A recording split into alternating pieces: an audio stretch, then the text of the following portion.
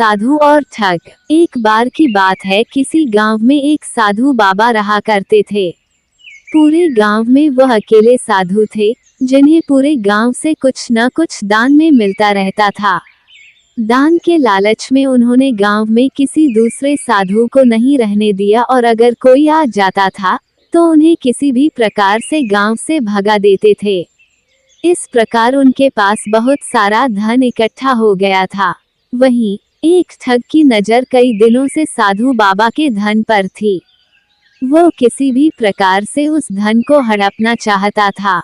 उसने योजना बनाई और एक विद्यार्थी का रूप बनाकर साधु के पास पहुंच गया। उसने साधु से अपना शिष्य बनाने का आग्रह किया। पहले तो साधु ने मना किया, लेकिन फिर थोड़ी देर बाद मान गए और ठग को अपना शिष्य बना लिया। ठग साधु के साथ ही मंदिर में रहने लगा और साधु की सेवा के साथ साथ मंदिर की देखभाल भी करने लगा। ठग की सेवा ने साधु को खुश कर दिया, लेकिन फिर भी वह ठग पर पूरी तरह विश्वास नहीं कर पाया। एक दिन साधु को किसी दूसरे गांव से निमंत्रण आया और वह शिष्य के साथ जाने के लिए तैयार हो गया। साधु ने अपने धन को भी अपनी पोटली में बांध लिया। रास्ते में उन्हें एक नदी मिली। साधु ने सोचा कि क्यों न गांव में प्रवेश करने के पहले नदी में स्नान कर लिया जाए। साधु ने अपने धन को एक कंबल में छुपाकर रख दिया और ठग से उसकी देखभाल करने का बोलकर नदी की ओर चले गए।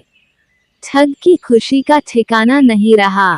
उसे जिस मौके की तलाश थी वो मिल गया।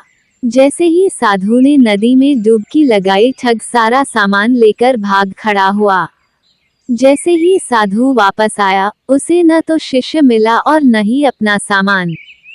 साधु ने ये सब देखकर अपना सिर पकड़ लिया। कहानी से सीख। हमें इस कहानी से यह सीख मिलती है कि कभी भी लालच नहीं करना चाहिए और न ही किसी की चिकनी चुपड़ी बातों पर विश्वास करना चाहिए।